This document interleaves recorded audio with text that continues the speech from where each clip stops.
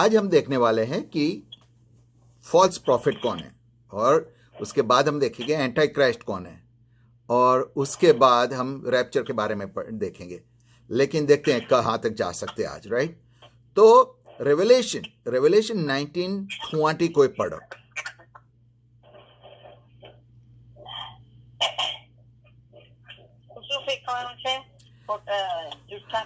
જૂઠો પ્રબોધક, પછી આપણે anti Christ, અને પછીથી આપણે જોઈશું રેપ્ચર વિશે, રાઈટ। તો રેપ્ચર, રાઈટ। જોઈએ આપણે કેટલે રાજુભાઈ કેમ છો? કેવી કર લઉં? કઈ બોલે તમે? પ્રકટીકરણનું પુસ્તક 19મો અધ્યાય અને 20મી કલમ। और वह पशु और उसके हाथ वह झूठा भविष्य वक्ता पकड़ा गया, जिसने उसके सामने ऐसे चिन्ह दिखाए थे जिनके द्वारा उसने उनको भरमाया, जिन्होंने उस पशु की छाप ली थी और जो उसकी मूरत की पूजा करते थे, ये दोनों जीते जी उस आग की झील में जो गंधक से जलती है डाले जाए।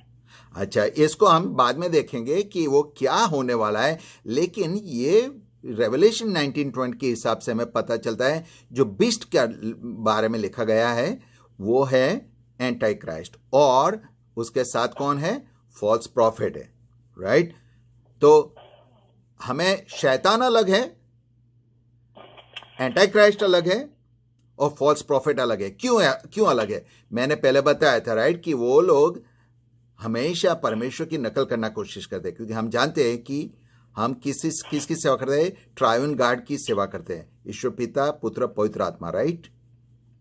और इसीलिए ये भी कोशिश करता है कि बताने की कोशिश कर भाई हम भी तीन हैं, राइट।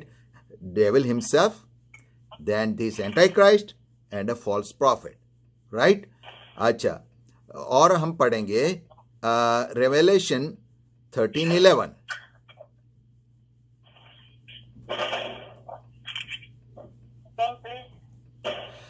प्रकटीकरणનું પુસ્તક 13મો અધ્યાય 11મી કલમ। और वे बड़े बड़े चिन्ह दिखाता था, यहाँ तक कि मनुष्यों के सामने स्वर्ग से पृथ्वी पर आग बरसा देता था। अच्छा, तो वो फॉल्स प्रॉफिट क्या करता था? He is not ordinary, he will do sign and wonders, right. वो साइन और वंडर्स करेगा। अच्छा, रेवलेशन 17:1-5, प्रकटीकरणનું પુસ્તક 17મો અધ્યાય 1-5 વાંચો।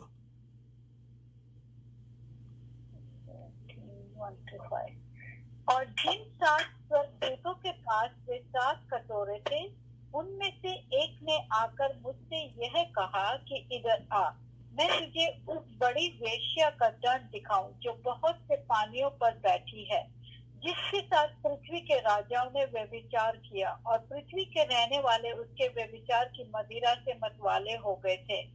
तब वह मुझे आत्मा में जंगल को ले गया, और मैंने खिरीमजी रंग के पशु पर जो निंदा के नामों से छिपा हुआ था और जिसके 7 सिर और 10 सिंग थे, एक स्त्री को बैठे हुए देखा। वह स्त्री बैंगनी और खिरीमजी कपड़े पहने थी और सोने और बहुमोल मणियों और मोतियों से सजी हुई थी, और उसके हाथ में एक सोने का कटोरा था जो घृणित वस्तुओं से, उसके व्यभिचार की अशुद्ध वस्तुओं से भरा हुआ था, और उसके माथे पर वह नाम लिखा था, भेद बड़ा बाबुल, पृथ्वी की वेश्याओं और घृणित वस्तु की माता। अच्छा, तो ये जो है ना, जो फॉल्स प्रॉफिट है, हम इसके बारे में डिटेल में आगे देखने वाले हैं, लेकिन अभी फॉल्स प्रॉफिट के हिसाब से समझो। तो फॉल्स प्रॉफिट क्या करेगा?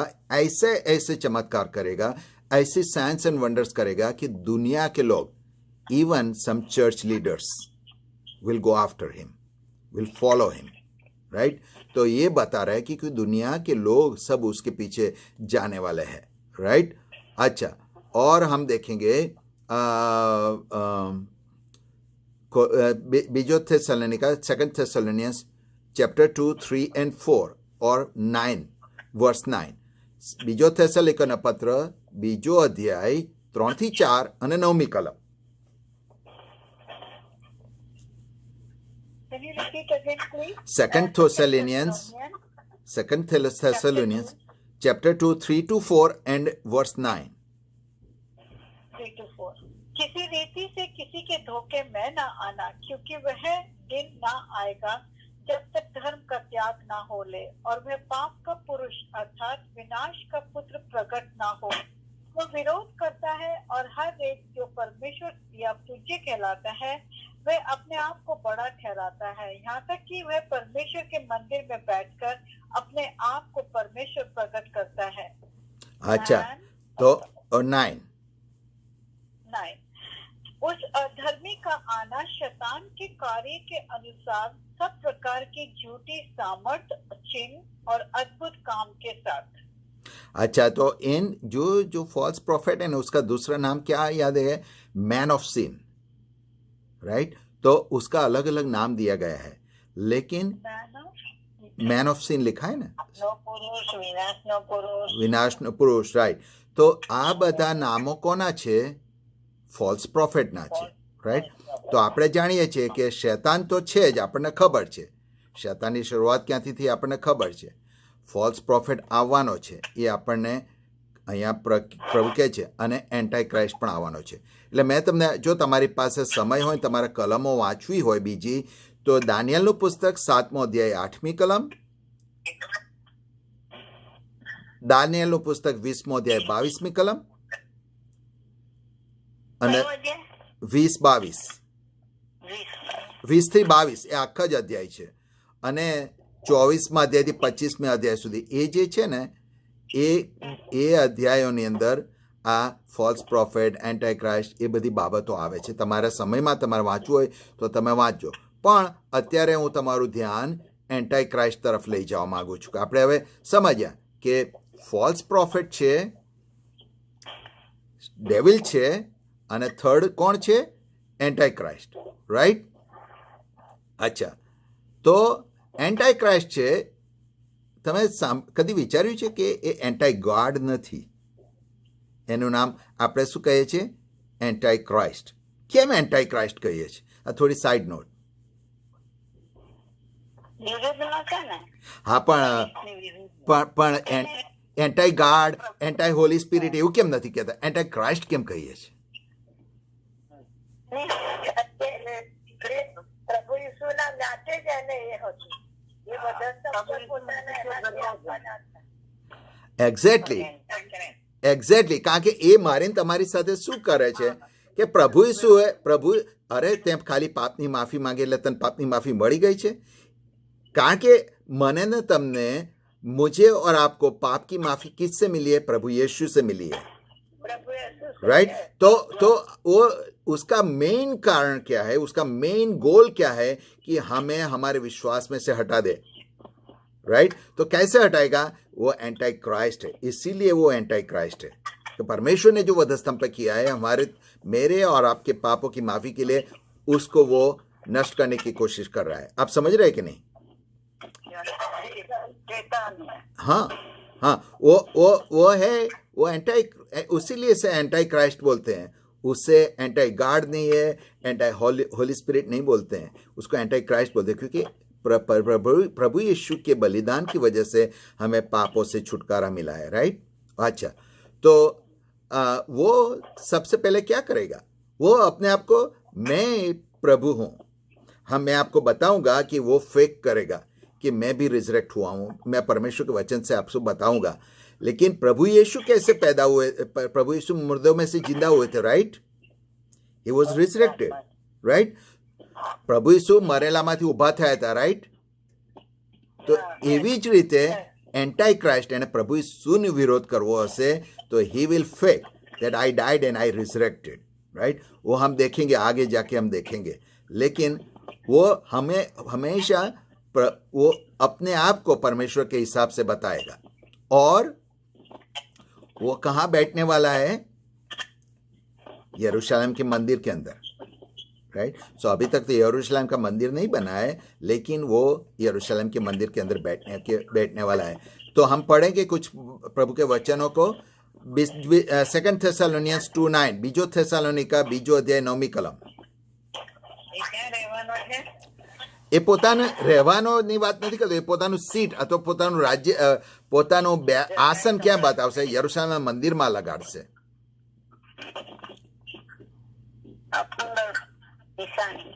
અચ્છા, યરુશલેમના મંદિરમાં રહેવાનું. રહેવાનો નથી, એ પોતાનું આસન બનાવશે.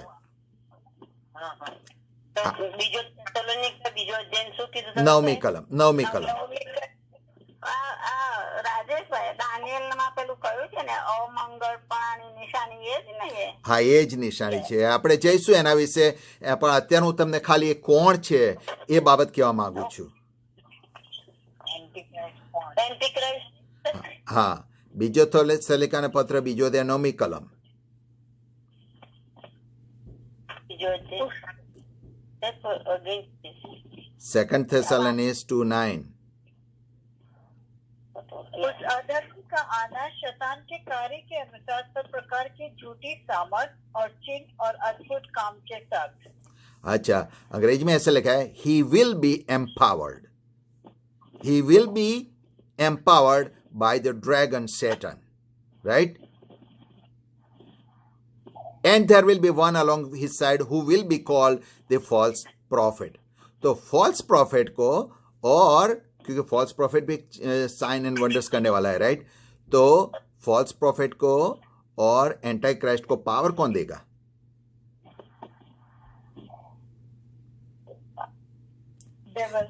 ડેવલ. ગુજરાતીમાં શું લખ્યું છે? તમે બધા કન્ફ્યુઝ થાવ છો શું?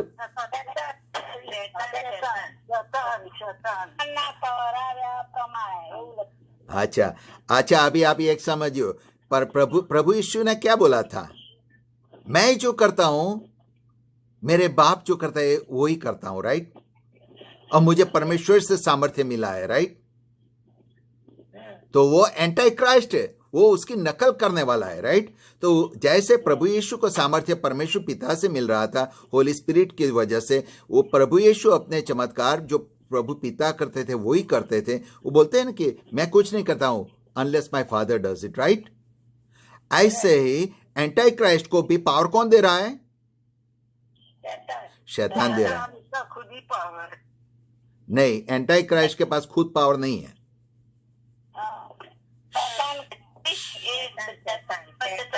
इसलिए चलो फिर से पढ़ते हैं. થેસલોનિકાનો ગુજરાતીમાં વાંચો. એમનો હેડ શૈતાન છે. હેડ શૈતાન. પવિત્ર આત્મા અને યહોવા. હા, તો હા, ઈશ્વર. બીજો થેસલોનિકા 2:9 વાંચો ગુજરાતીમાં કોઈ. કરાવ્યા પ્રમાણે સર્વ પ્રકારના ખોટા પરાક્રમો, ચિહ્નો તથા ચમત્કારો, એવું લખ્યું. આખું વાંચો, 9 ને 10 વાંચો. જેઓએ પોતાના તારણ અર્થે પ્રેમનો અંગીકાર કર્યો નહીં, અને જેઓનો વિનાશ થાય છે તેમને માટે દરેક જાતના પાપ કપટ સાથે એ ધર્મી પુરુષ પ્રગટ છે. હા, તો અહીંયા જો તમારે કાંઈ અંગ્રેજી બાઇબલ હોય તમે જોજો, એમાં ચોખ્ખું લખ્યું છે, he will be empowered by the dragon Satan, right? તો એન્ટી ક્રાઇસ્ટને પાવર ક્યાંથી મળે છે? એને પોતાનો પાવર નથી, પણ એને શૈતાન તરફથી પાવર મળે છે, રાઈટ? અચ્છા, રાઈટ. ડ્રેગન એટલે શૈતાન. એટલે શૈતાન. હા, ના, હું બાઇબલની અંદર છે ને શું કે ચિહ્નો છે અને સિમ્બલ્સ છે. એટલે હું તમને એ સિમ્બલ્સ ને ચિહ્નો મુજબ બતાવી રહ્યો છું કે આપણે, હા, શ્વાપ જ છે, જૂઠો પ્રબોધક છે, ડ્રેગન છે. અંગ્રેજીમાં તમે વાંચો તો ડ્રેગન બહુ સ્પષ્ટ લખેલું છે, બીસ્ટ લખેલું છે, રાઈટ? સિમ્બોલ આપેલા છે. અચ્છા, રેવલ્યુશન 13:1 માં શું લખ્યું છે? પ્રકટીકરણ 13:1.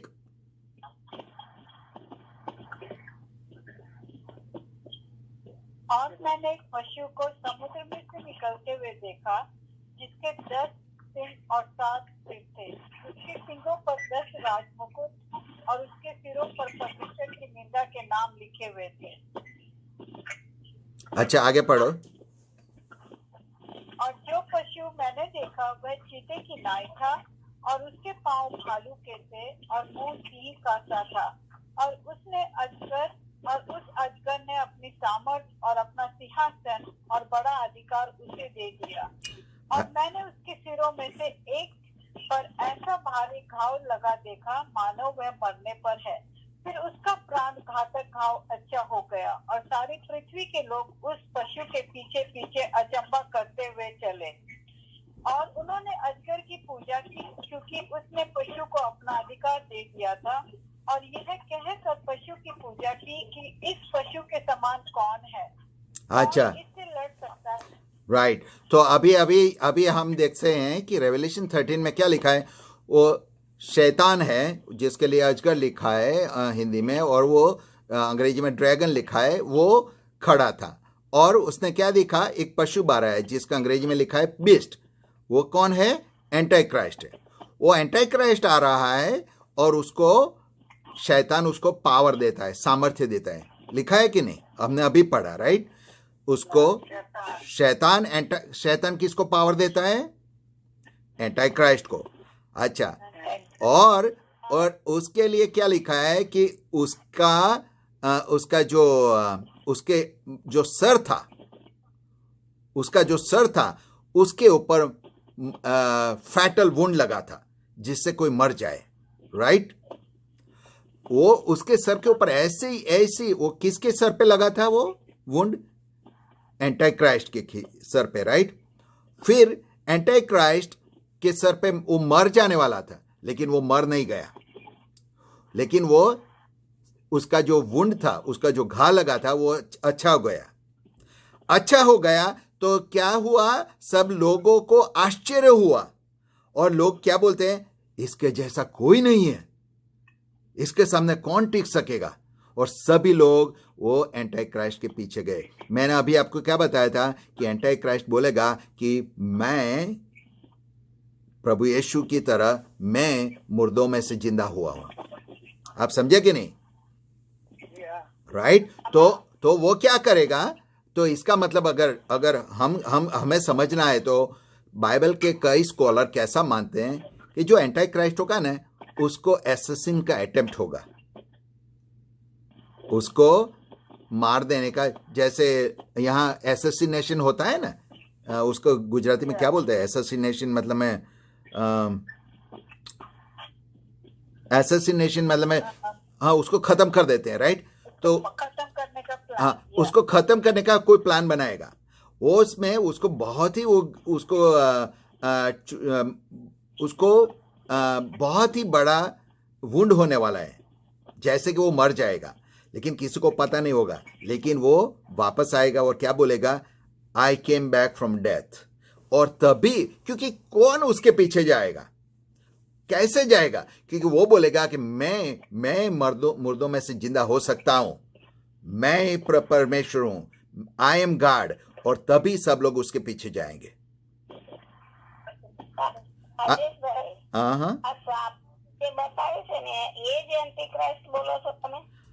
તમે ગુજરાતીમાં વાંચો તો મને ખબર પડે। ગુજરાતીમાં 13મા અધ્યાયની પહેલી કલમ વાંચો।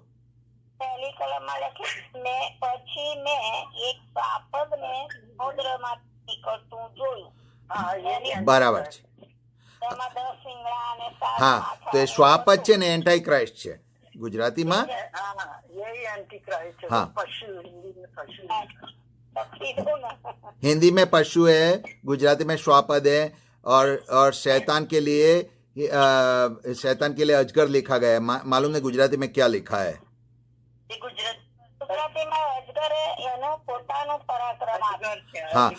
हाँ, तो ये अजगर પોતાનું પરાક્રમ કોને આપી દે છે? હવે ફરી તમને કહું છું કે આ 13મા અધ્યાયની જે કલમો વાંચી આપણે, એ શું કહે છે કે શૈતાન એને પોતાનું પરાક્રમ આપી દેશે, એને કોઈ મારી નાખવાની કોશિશ કરશે, એ મારી નાખવાની કોશિશ કરશે, એને મરણતોલ ઘા વાગશે અને બધાને એમ લાગશે કે એન્ટી ક્રાઇસ્ટ કે સ્વાપદ મરી ગયો। પણ એ પાછો આવશે અને પછી એવું કહેશે કે પ્રભુ ઈસુ જેવી રીતે મરેલામાંથી જીવતા ઉઠ્યા, એ પ્રમાણે કહેશે હું મરેલામાંથી જીવતો ઉઠ્યો છું, હું દેવ છું। અને ત્યારે બધા એવું કહેશે, છેલ્લે કેવી રીતે પૂરી થાય છે? કારણ બધા કહેશે આના જેવું કોણ છે? આ ખરેખર ઈશ્વર છે, અને ત્યારે બધા લોકો એની પાછળ જશે. ક્લિયર થયું?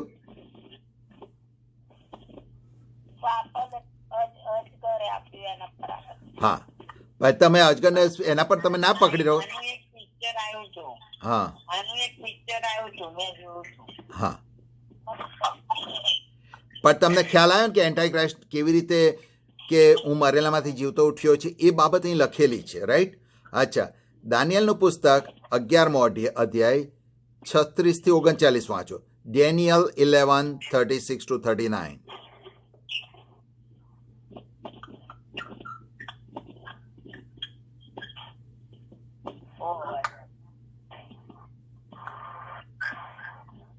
तब वह राजा अपनी इच्छा के अनुसार काम करेगा और अपने आप को सारे देवताओं से ऊंचा और बड़ा ठहराएगा, वरन सब देवताओं को परमेश्वर के विरुद्ध भी अनोखी बातें करेगा, और जब तक परमेश्वर का क्रोध ना हो जाए तब तक उस राजा का कार्य सफल होता रहेगा, क्योंकि जो कुछ निश्चय करके ठाना हुआ है वह अवश्य ही पूरा होने वाला है।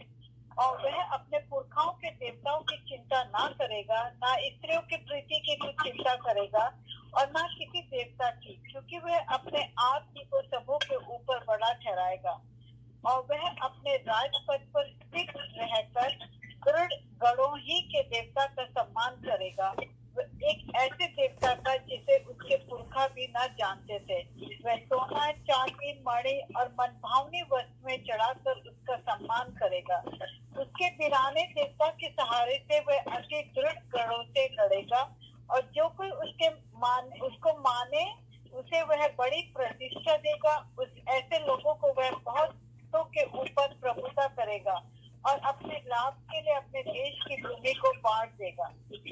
अच्छा, तो जो मैंने पहले बताया कि हमें क्योंकि है ना, हमें देखना चाहिए, क्योंकि हमें सभी एंगल से देखना है। तो एंटाई क्राइस्ट क्या करेगा? अपने आप को परमेश्वर के हिसाब से स्थापित करेगा और वो पूरी दुनिया के ऊपर राज करने की कोशिश करेगा और राज करेगा, और वो बहुत ही पावरफुल हो जाएगा। आप समझ रहे कि नहीं? रेवलेशन में क्या बताया है कि उसको पावर कहाँ से मिलेगा और क्या होने वाला है, लेकिन वो अच्छा हो जाने के बाद, उसका घा अच्छा हो जाने के बाद वो क्या करेगा वो डैनियल के अंदर बताया गया है, राइट? अच्छा, अभी तक तो यहाँ तक तो क्लियर हो गया है ना? ये पैराग्राफ जो लिखा हुआ है एंटी क्राइस्ट के बारे में, एंटी क्राइस्ट का रूल के बारे में बता रहा है कि वो कैसे करेगा। वो किसी की चिंता नहीं करेगा, वो किससे डरेगा नहीं, किसी से डरेगा नहीं, और लोग उसके पीछे जाएंगे। क्योंकि हमने रेवलेशन में क्या पढ़ा, लोग बोलेंगे कि ऐसा इसके जैसा कौन है, कौन इसके साथ लड़ सकता है? कोई नहीं, राइट? अच्छा, तो अभी मैं दूसरी जगह पढ़ने को आपको बोलूंगा. दानियलનું પુસ્તક 8મો અધ્યાય 9 થી 12. ડેનિयल 8:9-12. फिर इनमें से एक छोटा सा सिंह और निकला जो दक्षिण पूरब और शिरोमणि देश की ओर बहुत ही बढ़ गया. वह स्वर्ग की सेना तक बढ़ गया और उसमें से और तारों में से कितने को भूमि पर गिराकर रौंद डाला. वरन वह ऐसा से उस सेना के प्रधान तक भी बढ़ गया और उसका नित्य होम बलि बंद कर दिया गया और उसका पवित्र वास स्थान गिरा दिया गया.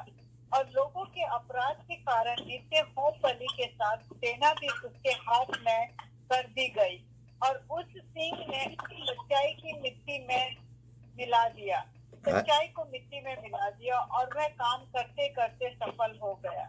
अच्छा, तो अभी हम यहाँ क्या लिख रहे हैं? दानियल का विजन में क्या लिखा है?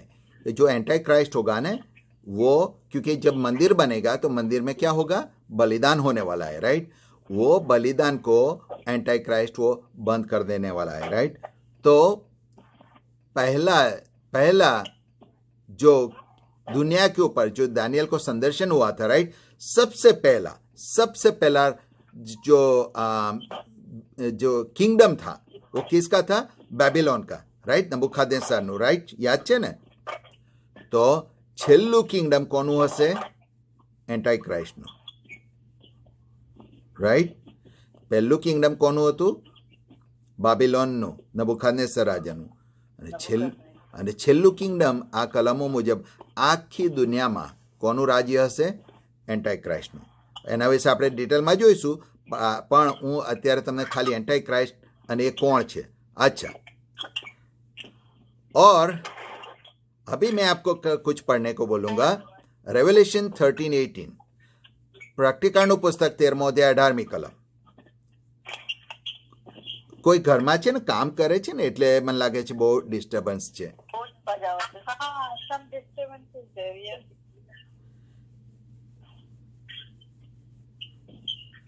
जो आप सुनते हो तो अच्छा है, लेकिन अगर आप म्यूट करें, पढ़ो लेकिन पढ़ने के बाद म्यूट कर दो तो अच्छा रहेगा, और कुछ नहीं. Thank you. ज्ञान इसी में है. બધાય મ્યુટ કરો તો સારું નહીં, પણ સંભળાતું નહીં. હા, તમે મ્યુટ કરી દો અને જ્યારે વાંચો ત્યારે જો તમે વાંચો તો વાંચીને પાછું મ્યુટ કરી દેજો. ઓકે? રિબેકાનું ચાલશે પણ બીજા બધા મ્યુટ કરો ને, એમ કહીએ. હા, બધાને બોલવું છે એવું ના ચાલે. અત્યારે સંભળાતું નહીં. હું તો બેસી જ રહી છું, કઈ સંભળાતું નહીં.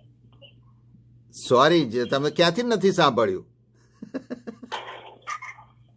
કેમ કે આમથી તેમ જતું રહે, ત્યાં તો અઘરું નહીં. ત્રણ જણાનું ક્યાંથી ક્યાં. Okay, alright. मेरे को भी समझ नहीं आया. यही डैनियल 8 उसकी 9वीं आयत, फर्स्ट आयत क्या है, किसके बारे में? हाँ, तो मैं फिर से बताता हूँ. रेवलेशन 13 में क्या बता रहा है कि वो उसको पावर कहाँ से मिलेगा? एंटाई क्राइस्ट को, राइट? रेवलेशन 13 में बोल रहा है कि उसको जो एंटाई क्राइस्ट है उसको पावर शैतान से मिलेगा. और रेवलेशन 13 ये भी बता रहा है कि उसको एसेसिन होने का चांसेस है. एकदम स्लोली जाओ. एंटाई क्राइस्ट શું છે? એન્ટાઈ ક્રાઇસ્ટ રેવલેશન પ્રકટીકાંડ 13મા અધ્યાયની અંદર આવે છે શરૂઆતની કલમમાં કે એને શક્તિ ક્યાંથી મળશે? એને શૈતાન શક્તિ આપશે, રાઈટ? અને પછીથી જે રીતે એને મરણતોલ ઘા વાગેલો છે, એનો અર્થ કે એન્ટાઈ ક્રાઇસ્ટ જે કંઈ વ્યક્તિ હશે એને મારી નાખવાની કોશિશ કરવામાં આવશે, રાઈટ? મારી નાખવાની કોશિશ કર્યા પછીથી લોકોને એમ લાગશે કે મરી ગયો, પણ એ વ્યક્તિ જીવતો થશે. એટલે જીવતો નહીં, સારું થઈ જશે. બાઇબલ લખ્યું છે એનો ઘા રૂઝાઈ ગયો, પણ એ જૂઠું કહીને બધાને શું કહેશે? હું મરી ગયો હતો ને હું જીવતો થયો છું. જેવી રીતે પ્રભુ ઈસુ મરણમાંથી જીવતા ઉઠ્યા એ પ્રમાણે એ પણ કહેશે હું મરણમાંથી ઉઠ્યો છું, અને આખી દુનિયા એની પાછળ જશે, એનું માનશે, રાઈટ? અને પછીથી શું થશે કે આપણે દાનિયેલના પુસ્તકની અંદર વાંચ્યું કે દાનિયેલના પુસ્તકના અંદર આપણે જોયું 11મા અધ્યાયમાં કે એ બહુ ભયંકર રીતે રાજ કરશે, બધાની ઉપર બહુ ભયંકર રાજ કરશે અને પોતાને ઈશ્વરની સમક્ષ બતાવશે. અને દાનિયેલના પુસ્તકના 8મા અધ્યાયમાં આપણે વાંચ્યું કે એ છેલ્લે જે દહન્યાર્પણો છે મંદિરમાં ચડાવે છે એને બંધ કરાવશે.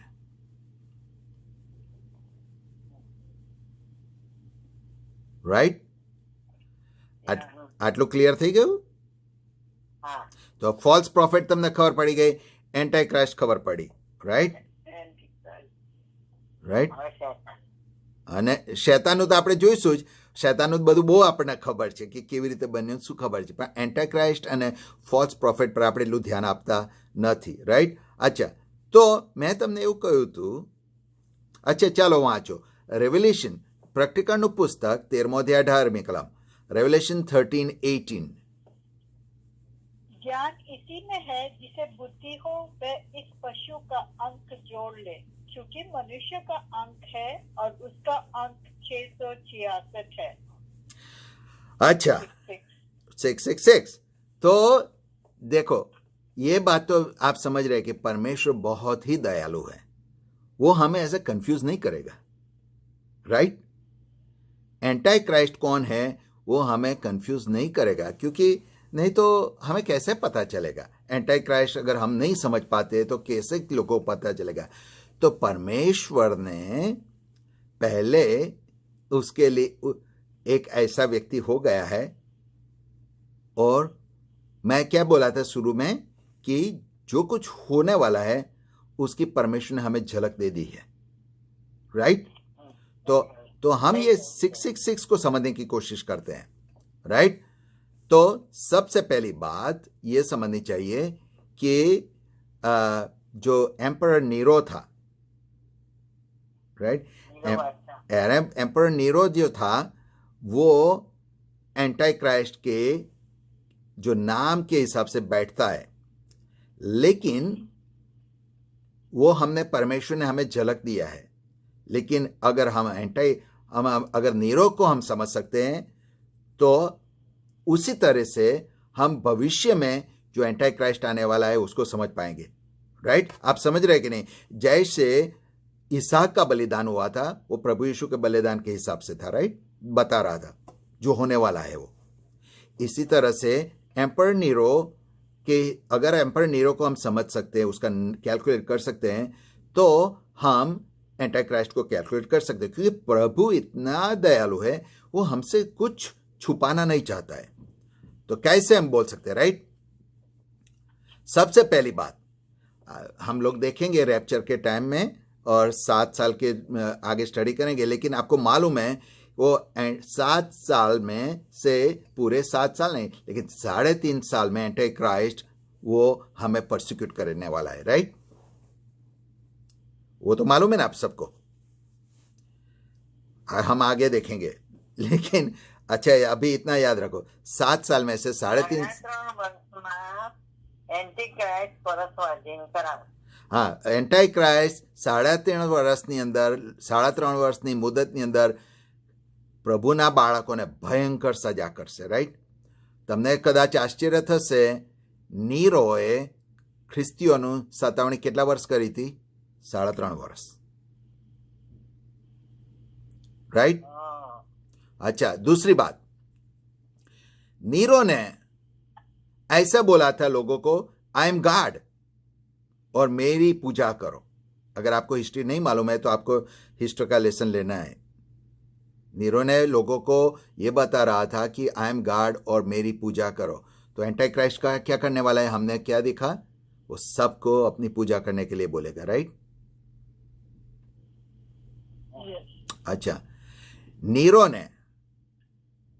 ने रोम को जला दिया था, राइट। वैसे ही हम देखेंगे एंटी क्राइस्ट फ्यूचर बेबीलोन को भी जला देगा, राइट। तो परमेश्वर ने हमें बताया था, हमें झलक दिया है एंटी क्राइस्ट की, राइट। तो ऐसा ही भविष्य में होने वाला है। लेकिन उसकी जो यहां लिखा है कि उसका नाम कैलकुलेट कर सकते हैं, तो चलो देखते हैं कि क्या हम नीरो का नाम नंबर से कैलकुलेट कर सकते हैं कि नहीं। तो जैसे जैसे हम हिस्ट्री की स्टडी करते हैं, हिस्ट्री में क्या होता है कि जो कुछ हो गया है, राइट। ज्योग्राफी की स्टडी में हम क्या स्टडी करते हैं? जो लैंड और मास और उसकी स्टडी करते हैं, राइट। एस्ट्रोनॉमी में स्टडी हम किसके करती हैं? जो चंद्र आकाश, राइट। ऐसे ही, राइट, ऐसे ही एक स्टडी होती है, उसका नाम है जिमेट्रिया। Okay, GEMATRIA।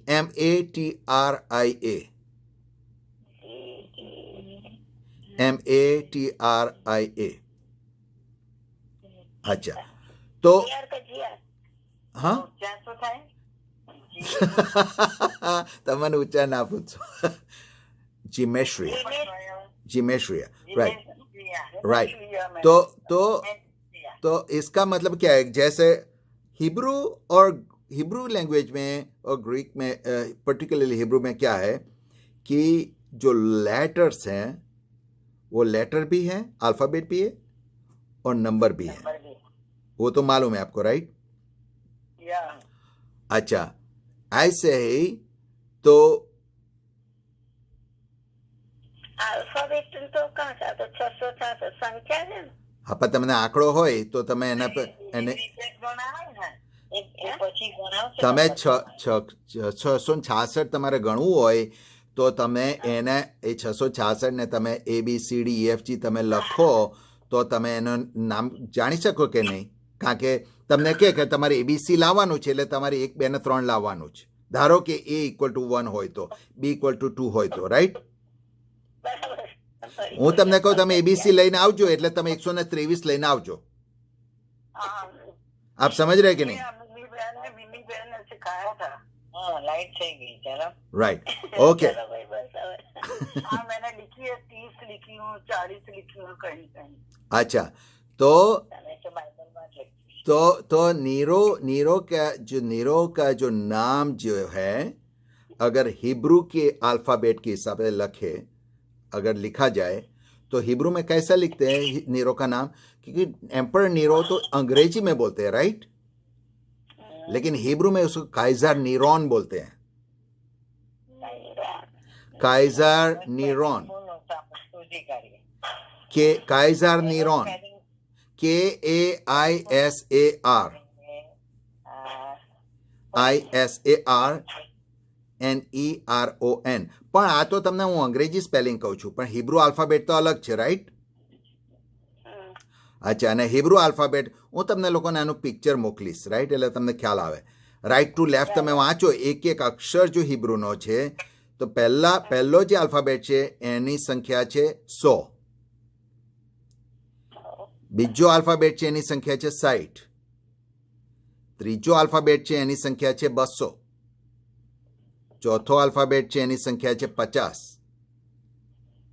પછીનો જે આલ્ફાબેટ છે એની સંખ્યા છે 200.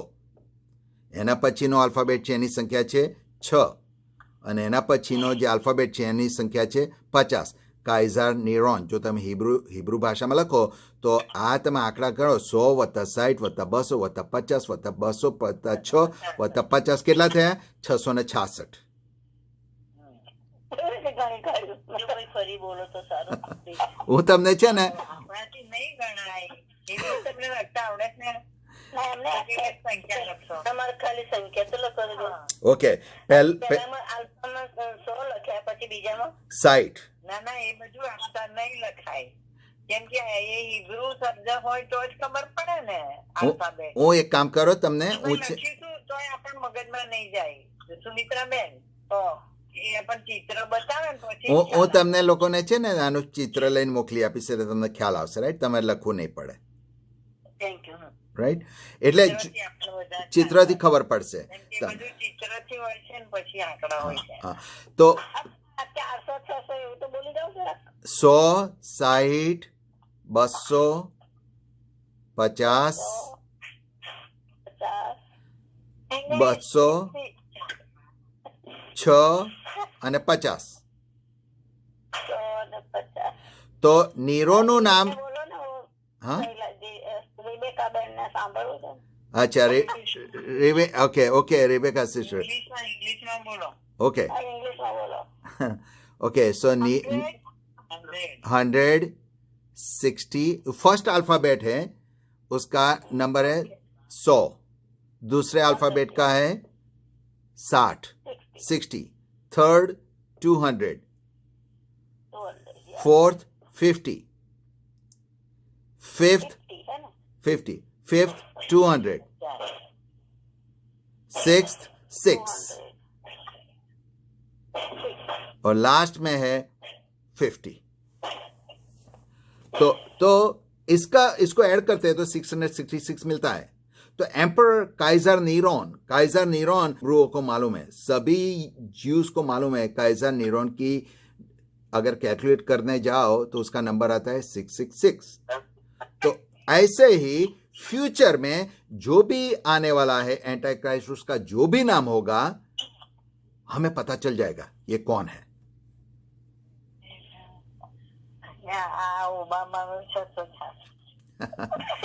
ओके, સાચી વાત છે. હા એ સાચી વાત है, मैंने भी सुना था बहुत से. ओके, अच्छा. हमने तो और उसके आप पता कुछ भारतीय है लोग बोलते हैं उसके फोरहेड में. अच्छा, दूसरी एक चीज हम पढ़ते हैं कि 1 पीटर 5:13.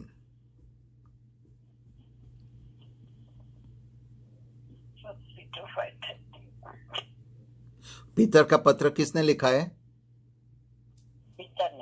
पीतर ने लिखा है, राइट? तो तो 5:13 वो पढ़ो। इस कारण अपनी अपनी बुद्धि की कमर बांधकर और सचेत रहकर उस अनुग्रह की पूरी आशा रखो। नहीं, फर्स्ट पीटर 5:13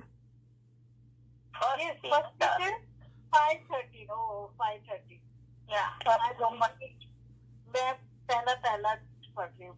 1 पीटर 5:13 और बाबुल में तुम्हारी नाई चुने हुए लोग हैं, वह और मेरा पुत्र मरकुस तुम्हें नमस्कार कहते हैं। अच्छा, ગુજરાતીમાં શું લખ્યું છે?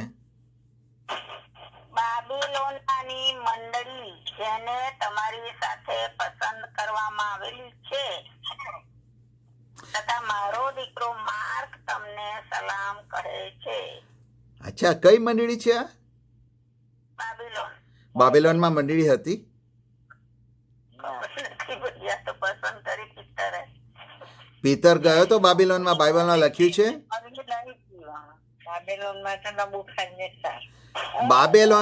બાબેલોનની અંદર પીતરે નથી ગયો અને બાબેલોનની અંદર પાઉલ પણ નથી ગયો, પણ અહીંયા પીતર બાબેલોનની મંડળીનું નામ દે છે. કેમ એવું છે? કઈ મોડેલ જેવું હશે.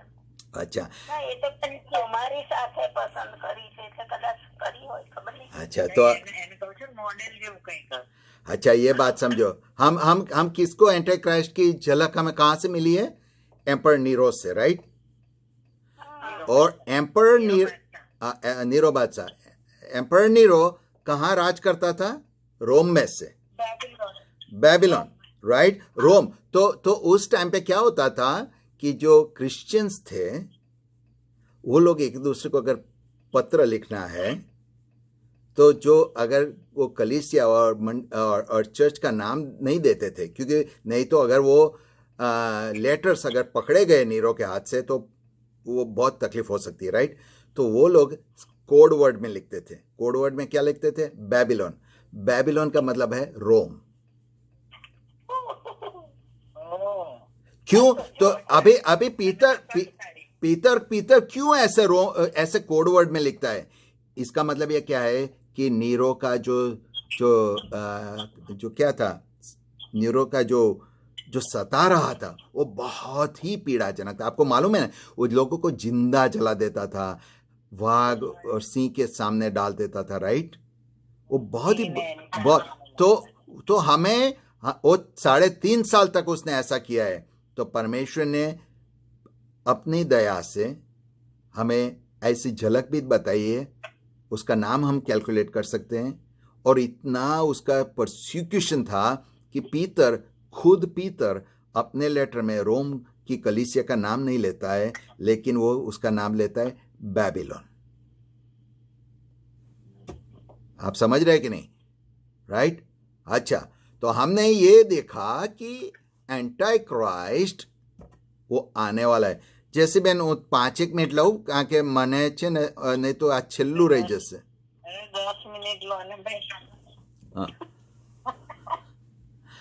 ओके, तो हमें ये पता चला कि भाई एंटी क्राइस्ट लोगों को पता चल सकता है जो आने वाला है, राइट? क्योंकि हमें बाइबल में ऐसा बताया गया है पहले.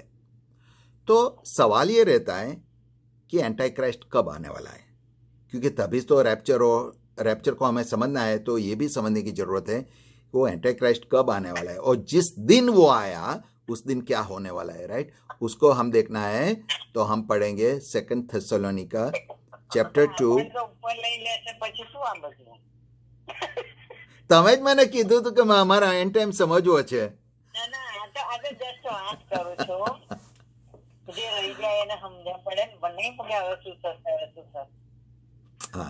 બીજો થેસાલિકાનો પત્ર 2 અધ્યાય 1 થી 10 કોઈ વાંચો. 2 થેસલોનિકા चैप्टर 2 1-10. हे भाइयों, हम अपने प्रभु यीशु मसीह के आने और उसके पास अपने इकट्ठे होने के विषय में तुमसे विनती करते हैं कि किसी आत्मा या वचन या पत्री के द्वारा जो कि मानो हमारी ओर से हो, ये समझकर कि प्रभु का दिन आ पहुंचा है, तुम्हारा मन अचानक अस्थिर न हो जाए और न तुम घबराओ, किसी रीति से किसी के धोखे में ना आना, क्योंकि वह दिन ना आएगा जब तक धर्म का त्याग ना हो ले और वह पाप का पुरुष अर्थात विनाश का पुत्र प्रकट ना हो, जो विरोध करता है और हर एक जो परमेश्वर किया पूज्य कहलाता है, अपने आप को बड़ा ठहराता है, यहाँ तक कि परमेश्वर के मंदिर में बैठकर अपने आप को परमेश्वर प्रकट करता है। क्या तुम्हें स्मरण नहीं कि जब मैं तुम्हारे यहाँ था तो तुमसे ये बातें कहा करता था, और अब तुम उस वस्तु को जानते हो और उसे रोक रही है कि वह अपने ही समय में प्रकट हो, क्योंकि अधर्म का भेद अपनी कार्य करता जाता है और अभी एक रोकने वाला है, और जब तक वह दूर ना हो जाए वह रोके रहेगा। तब तक अधर्मी प्रकट होगा, जिसे प्रभु यीशु अपने मुंह की फूंक से मार डालेगा और अपने आगमन के तेज से भस्म करेगा। उस अधर्मी का आना शैतान के कार्य के अनुसार उस प्रकार की झूठी सामर्थ और जिद और अद्भुत काम के साथ, और नाश होने वालों के लिए अधर्म के सब प्रकार के धोखे के साथ होगा, क्योंकि उन्होंने सत्य के प्रेम को ग्रहण नहीं किया जिससे उनका उद्धार होता। अच्छा, तो यहाँ परमेश्वर प्रभु यीशु ने परमेश्वर पिता ने पवित्र आत्मा की वजह से पाउल को जो बताया वो पाउल ने लिखा। क्या लिखा है? वो एंटी क्राइस्ट आने के अभी क्यों प्रकट नहीं हो रहा है अभी, क्योंकि अब तक वो 5, 6 और 7 होली स्पिरिट है, होली स्पिरिट है रिस्ट्रेनर, उसको रोक रहा है। कौन रोकता है? पवित्र आत्मा।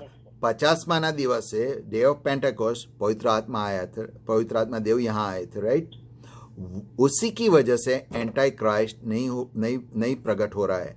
लेकिन जब रैप्चर होगा तो हमारे साथ पवित्र आत्मा भी ये पृथ्वी से निकल ऊपर चले जाएंगे,